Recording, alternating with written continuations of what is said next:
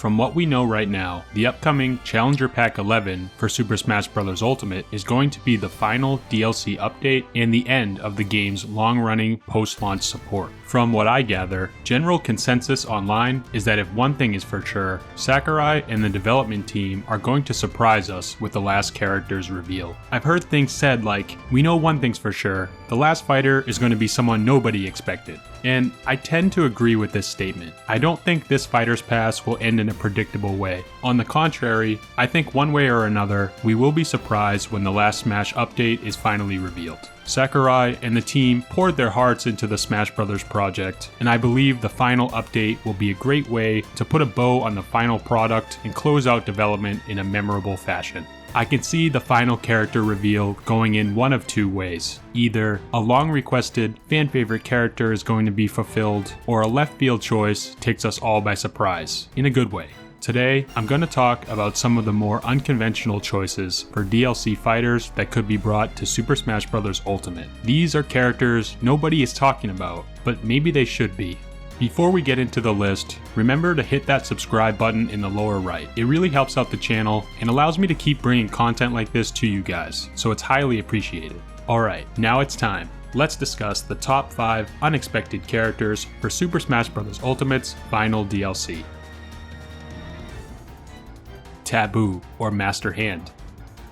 When I first heard the suggestion of an original Smash Bros. Character closing out the playable fighter roster, I was confused by the statement. What's a Smash Bros. Original character? Aren't all the Smash characters from other games? That's the whole point, isn't it? Well, it turns out that this is mostly correct. But there are a few boss characters that were made explicitly for Smash Bros. And the two most iconic ones are Master Hand, who has an important role in every Smash game to this point, and Taboo, the final boss of Brawl's Subspace Emissary. These two characters are certainly not ones I think of right away when it comes to DLC fighters, but I still think either of these characters would make for a really epic ending to the Fighter's Pass, and it would be a very meta move by Sakurai. Seems kind of fitting, right? The Smash fighters are a celebration of important series in gaming history. But guess what important series is missing from the roster right now? Smash itself. Ending the Smash roster with a Smash original character is kind of a mind-blowing concept to even consider. But let's get down to mechanics. For both Master Hand and Taboo, since they are boss characters, I think size could be a concern. Both Master Hand and Taboo in their current forms are a little big to be playable fighters, but they could always get the Ridley treatment and be scaled down. So which one of the two would I prefer to see? Although Master Hand is probably more iconic to the series overall, I think Taboo is a little bit more likely here due to his form factor. I can visualize a Smash moveset for a humanoid character like Taboo much better than I can see a detached, floating white glove feeling fun to control. No offense to Master Hand, but I don't see them making it in for the same reason I can't see something like a Tetris block making it in. While certainly iconic, there are some things I just can't see realized as a Smash fighter. Despite this, I am sure Sakurai could craft a great set of moves for Master Hand and prove me wrong. But in any case, Taboo seems to me like the most likely choice for a Smash Bros. Original character making the fighter roster. Cynthia and Garchomp. Right now, Generation 4 of Pokemon is the most relevant it's been since its inception back in 2006. With the upcoming Pokemon Diamond and Pearl remakes for Nintendo Switch and a brand new Pokemon RPG, Legends Arceus, both technically set in the Sinnoh region, Pokemon's marketing will be focused around Gen 4 for the foreseeable future. It makes you think that if the final Smash character is going to be a Pokemon rep like many expect, there are pretty good odds that it could be from Generation 4, or at least have some ties to the Sinnoh region. It's also pretty convenient that one of, if not the most popular NPC trainer in the entire Pokemon universe calls the Sinnoh region home. I think Pokemon Diamond and Pearl's Cynthia and her signature Garchomp would be a perfect way to close out Smash Ultimate's DLC. First of all, Cynthia was confirmed for the Gen 4 remakes based on her appearance in the recent trailer we got for Brilliant Diamond and Shining Pearl. Not that there was much question that she was going to appear in these games, but in any case, it's further evidence supporting her. Also, Cynthia would add even more female representation in Smash, which is always welcomed. Garchomp, who would serve as the main fighting character, is also an extremely popular Pokemon in its own right. I could see Cynthia working a bit like the existing Pokemon trainer. She would be in the stage's background, while Garchomp is on stage as the fighter that we would control. I think the character would be called Cynthia and Garchomp, as I can't see her other Pokemon working very well as fighters. Her other most iconic Pokemon is Milotic, which I don't see working too well outside of the water. And she also has a Lucario on her team who's already in the game as a fighter. I think if Cynthia were to be added, we would stick to Garchomp, and there would be no switching mechanic with other Pokemon on her team. In this way, she would differ from the original Pokemon trainer and put a different spin on the Pokemon and trainer dynamic. Being a dragon and ground type, Garchomp has a variety of moves at his disposal like Dig, Dragon Claw, and Earthquake, which would look really cool translated to a Smash Bros. Moveset. Also, Garchomp's Mega Evolution could be easily translated to a Final Smash. Drago, Ring Fit Adventure. Staying on the topic of dragons, I think Drago, the final boss of Ring Fit Adventure, would without a doubt be a great fit to close out Challenger Pack 11. It's funny that I don't see this character come up too much in Smash Bros. DLC discussions, but first things first, Ring Fit is a smash hit new game for Nintendo. It was a top 10 seller worldwide for Nintendo Switch in 2020, and it was so popular that in many places it was hard to find on store shelves. Ring Fit, without a doubt, deserves more representation in Super Smash Bros. Ultimate, and what better way to do this than adding one of the game's most popular characters to the fighter roster. I've heard the Ring Fit trainer discussed more as a potential fighter than I've heard Drago, and I think this is strange. Not because I don't think the Ring Fit trainer would make a good fighter, but because I think Drago would make a much better one. He is a villain character with a unique design that's unlike anything we already have in Smash, and his large personality would help him to stand out on the massive roster of characters. Speaking of massive though, Drago is quite big. There's a possibility that he would need to be scaled down, similar to how I mentioned with Taboo and Master Hand, to work as a playable fighter, but I don't see this as much of an issue. Plus, adding Drago would be a good excuse to get some of the great Ring Fit music into Smash Bros. Drago's own themes especially are absolute bangers that need to find their way into Smash one way or the other. I think that Drago is a real dark horse pick for the last spot of Smash Ultimate's DLC. On this entire list, he might be the least talked about character, but as a first party representative from a newer IP, I would be extremely hyped at his addition to the game, and I'm sure I wouldn't be the only one excited. Chrono Trigger.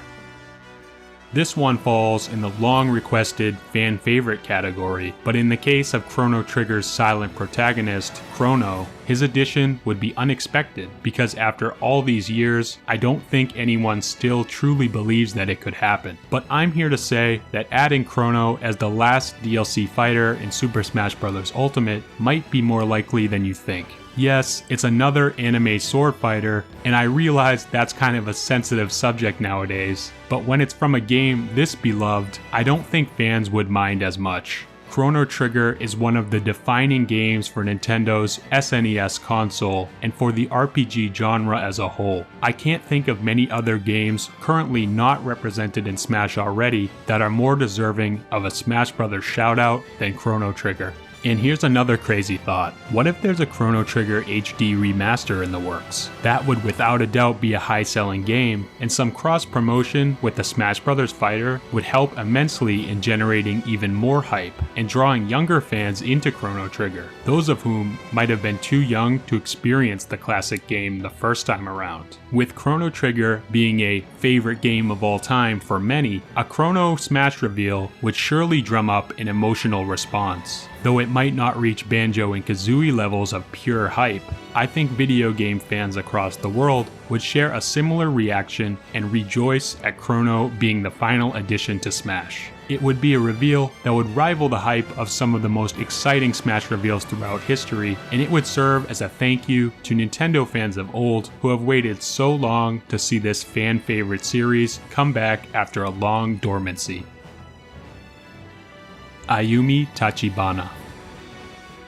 If you asked me before this year, I wouldn't even be able to tell you who this character is. Famicom Detective Club is not a series I was familiar with prior to the recent May 2021 release of 2 remastered titles on Nintendo Switch. Despite my, and probably many Western fans' unfamiliarity with the series, Ayumi, one of the main characters in both The Missing Heir and The Girl Who Stands Behind, actually has a history with the Super Smash Bros. Games already. I recently made a video about who I would choose if I could add one character to each Smash Bros. Game throughout history. Link to that video in the eye in the top right corner. And during my research, I came across a list of characters that were cut or considered during development for each of the Smash games. As it turns out, Ayumi Tachibana from the Famicom Detective Club games was actually considered as a fighter for Melee. Sakurai eventually decided against Ayumi as she was relatively unknown to a Western audience, and he felt that adding her to a fighting game didn't quite embody the spirit of her original games.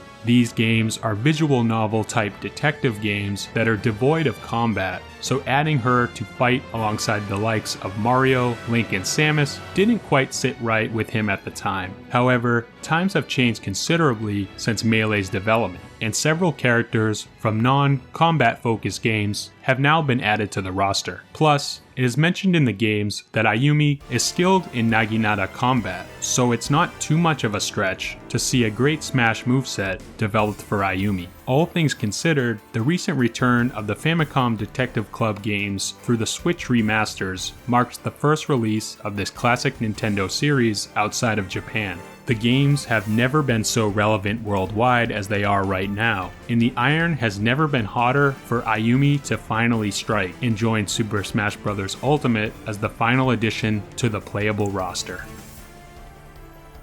Honorable mentions: Emi, Metroid Dread.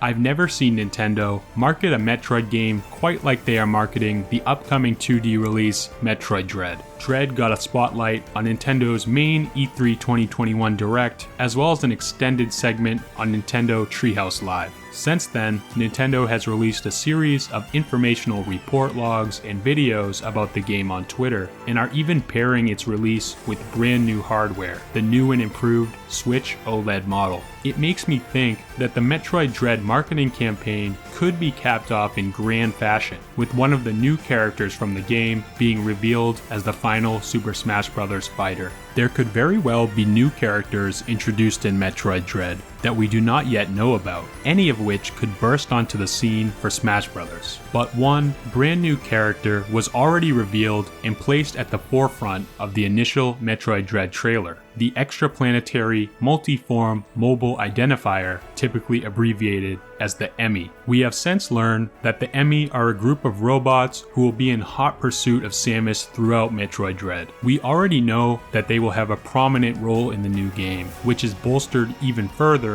by the release of an Emi amiibo, which is coming alongside the Samus amiibo releasing with Metroid Dread. The Emi has already showcased some of its abilities, speed, and prowess in combat in the Metroid Dread trailers we've seen, so I see no barrier to entry for these characters to work as playable fighters in our favorite Nintendo fighting game. I think they would make a solid addition to the existing cast and would bring even more of that long-awaited Metroid representation into Smash.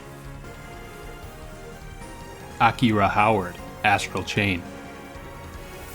Astral Chain is a new IP that launched exclusively for Nintendo Switch in 2019, and it unfortunately seems to have since been forgotten. I don't hear much chatter about the game these days, despite being a pretty highly acclaimed Switch release. Astral Chain was originally developed by Platinum Games, but recently Nintendo acquired full rights to the series. Early this year, the copyright for Astral Chain was tweaked on Platinum's website, and the developer commented that Astral Chain is now a fully Nintendo-owned IP. This makes me think, does Nintendo have big plans for the series going forward? And does the series have potential for a bright future, one that is specifically on Nintendo consoles? With this in mind, it's clear that Astral Chain should be in the conversation to to receive playable representation in Smash Bros. However, when it comes to current day Smash speculation, I don't see the series considered as much as it probably should be. Co-protagonists, the Howard twins, would be great characters to add to the roster, as they would fit in very well with the existing cast, while also standing out as unique through the use of a variety of weapons and legions. Plus, I could easily see